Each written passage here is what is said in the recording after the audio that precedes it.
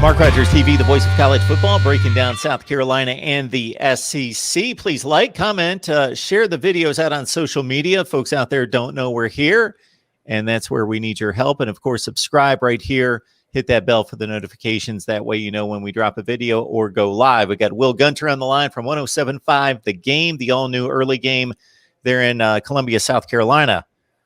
Will, how we doing this evening?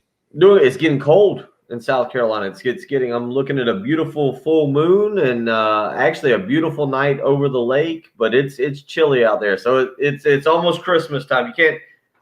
We'll see. You can see almost. Yeah. Well, okay. Someone fixing catfish stew. Something similar. Yeah.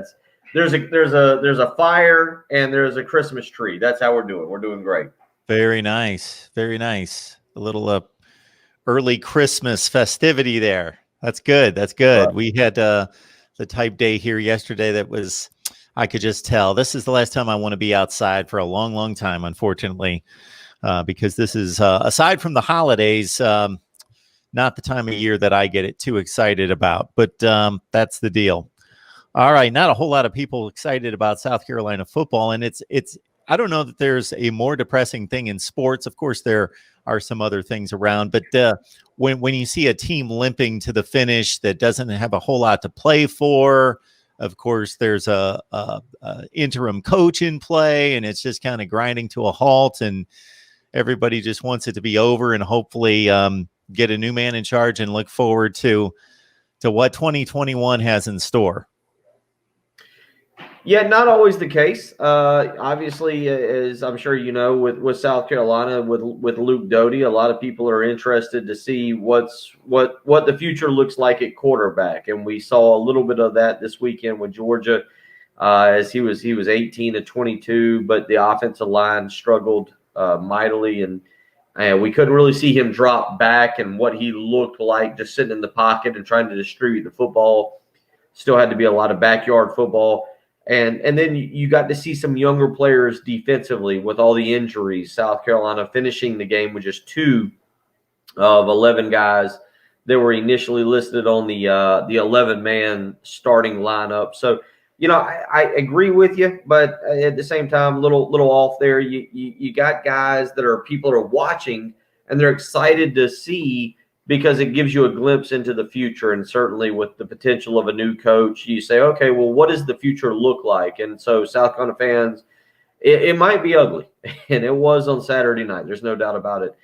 But you at least get a glimpse into the future on the younger players and what they look like, and maybe what somebody else will be working with in 2021.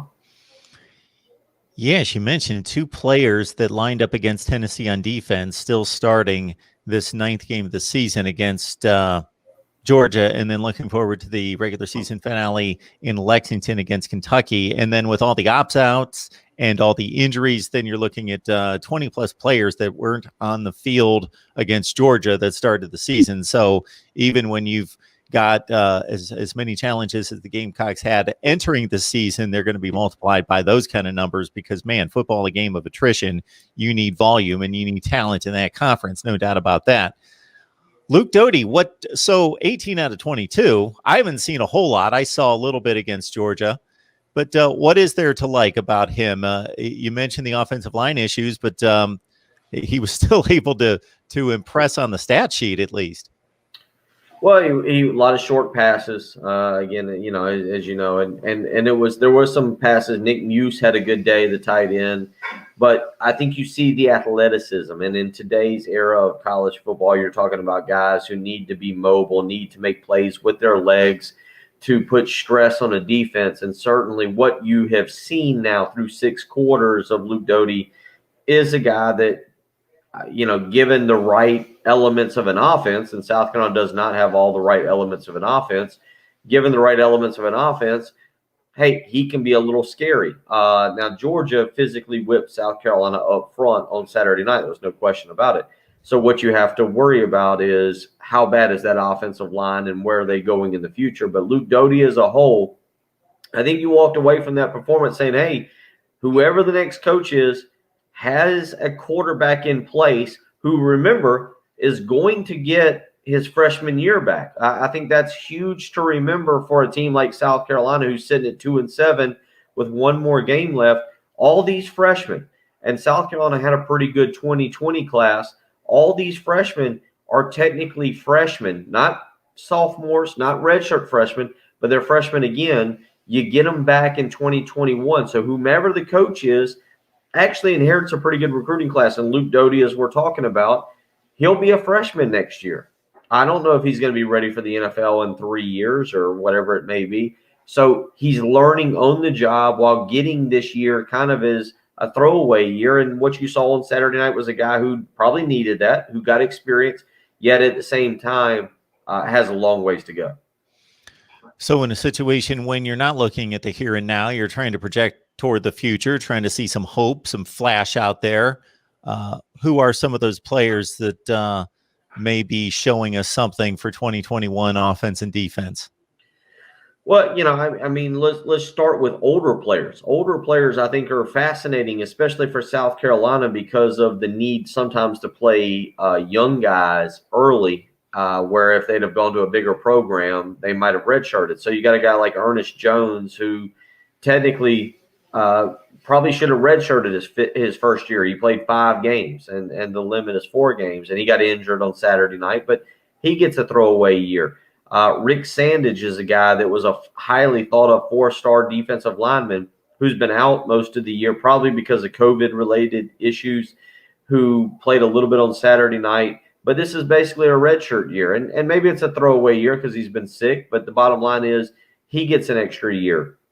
You look at the offensive line. Javon Gwynn is a guy who has had to play. And again, maybe could have benefited from extra time. Dylan Wanham, the left tackle who got beat very, very badly on Saturday night, if you were watching, could have benefited from a redshirt year. So there's several. Rashad Amos is another running back. South Carolina's got a nice running back room for the next class. Rashad Amos is a guy that will be a true freshman next year and will have not wasted that redshirt freshman year. So there's several there that we can point to and say, hey, because of this NCAA rule, you might not be in Ohio State or Clemson where you're recruiting the elite 5 stars, and you'll be able to kind of weed out who you want and what you like and whatnot. But you will be able to build a roster where players have had an extra year of eligibility. Ernest Jones leading the team with 86 tackles here in 2020. Talking South Carolina football with Will Gunter. 107.5 The Game, the all-new early game, his show in Columbia, South Carolina.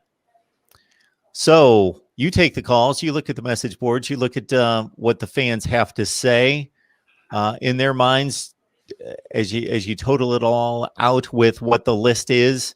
Is there a front runner, at least in their minds, who they want to see? Yeah, they'd love to see Urban Meyer or Bob Stoops, which is not realistic. Maybe Hugh Freeze. Maybe if you had to pick one, that's a great question. We've never done a poll question on that, and our show is known for doing poll questions. But I don't know if there's a person, because every candidate has their flaw. Whether it's Hugh Freeze and the fact that he was aided by some generous Ole Miss boosters. Whether it's Billy Napier and his ties to Alabama and what we've seen from Alabama assistants, whether it's Jamie Chadwell, the current coach at Coastal Carolina, and the fact that he's never coached or played above the level of Sunbelt, whether it's Shane Beamer, who's never been an offensive or defensive coordinator. There's a lot of pros and cons for each and every coach that I can throw at you this afternoon or this evening. And so with all that being said, I don't think there is one candidate that's risen to the top that everybody – in 2015, it was Tom Herman. Tom Herman was at Houston, and everybody said, well, that's the guy. We got to get that guy. He's going to be the next big thing. He's a surefire, can't-miss prospect. And obviously, his seat is extremely warm in Austin right now. There's not that guy right now. And so with all that being said – what you end up getting is a bunch of people who are vouching for certain candidates who have flaws. All of them have flaws, but all of them have the potential to be the next very good coach or to be a good coach at the University of South Carolina.